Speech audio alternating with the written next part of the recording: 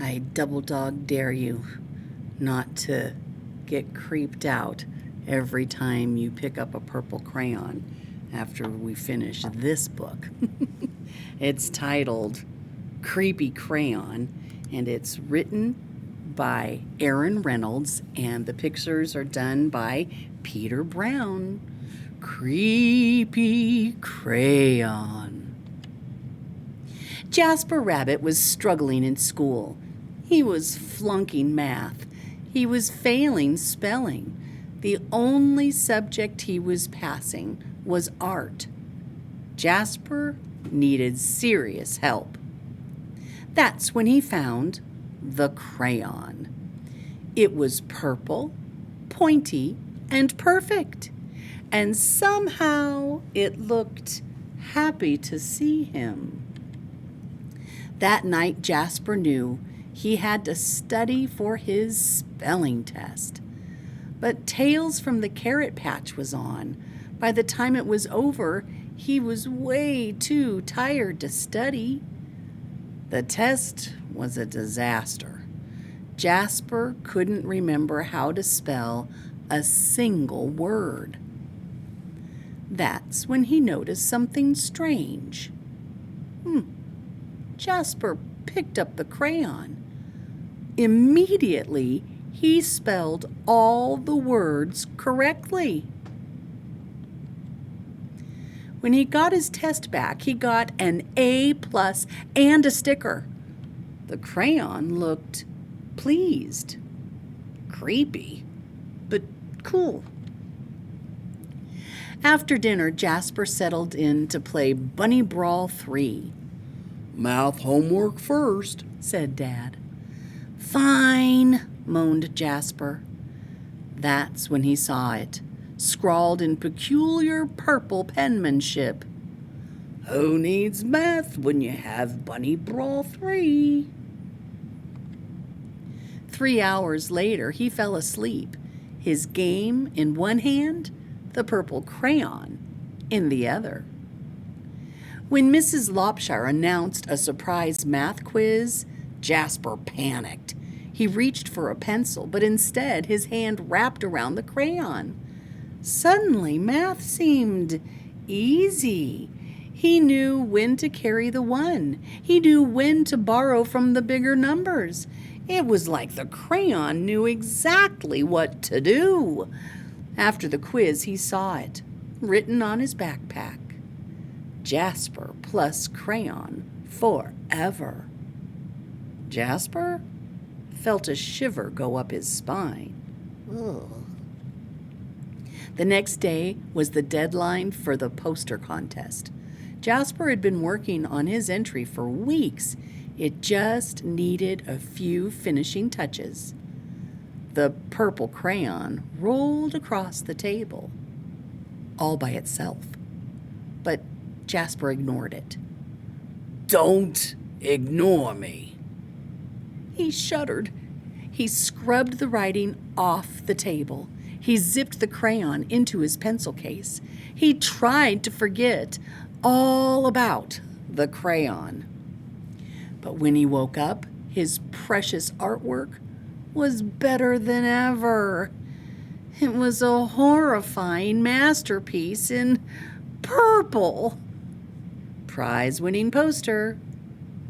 "Fantastic work," cried Mr. Hoppypot. "You should be very proud."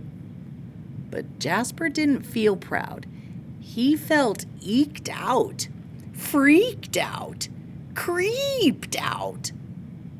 When he got home, Jasper descended into the deepest, darker corner of his basement. He put the crayon in a dusty box and locked it tight. He went to bed feeling much better. But when he woke up the next day, there on the mirror, "You need me." In his pencil case, the creepy crayon, and it looked happy to see him.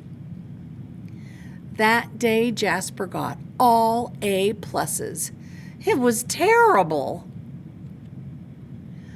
Enough was enough. Jasper snapped the creepy crayon in two. He melted it in the microwave, and he threw the mess into the garbage. He drifted to sleep that night, feeling relieved. But when he woke up, there, on his wall, it was a mural of him graduating elementary school with straight A's. And worst of all, it was really well drawn. And next to it, the creepy crayon. Purple, pointy, and perfect. All day, no matter what Jasper did, the creepy crayon was there, looking oh so pleased. In his hand, as he aced his vocabulary quiz. In his pocket, as Mrs. Lopshire named Jasper most improved student. In the crowd, as the school celebrated Jasper in a special assembly. Things were spinning out of control. Jasper couldn't take it anymore. When he got home, he ran straight to the toilet. And he threw the crayon in. It just floated there, spinning slowly. It did not look happy to see him. And then Jasper saw it, scribbled inside the bowl.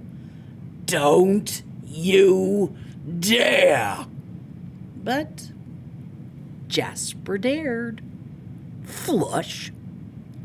That evening, Tales from the Carrot Patch was on, but Jasper studied for his spelling test. His eyes kept darting to his pencil case. No creepy crayon. He flung the toilet lid up. No creepy crayon.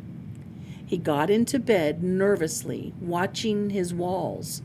No creepy crayon. During the test, Jasper spelled ocean wrong, but he spelled courage right. He got a C+. It was glorious. It wasn't an A, but it was his. He headed home from school that day, finally feeling free. Far, far away was an old sewer pipe. Out and away floated the purple crayon. Slowly, silently it drifted for days and weeks. One thing was clear. The creepy crayon would never cause trouble again. Except that's when Elliot Pelican spotted the creepy crayon. It was purple, pointy, and perfect. And somehow it looked happy to see him. Oh, the creepy crayon. A great story reminding us that there's no better reward than achieving something all on our own. I hope you enjoyed that story as much as I did, boys and girls. Until next time, adios, amigos. Goodbye.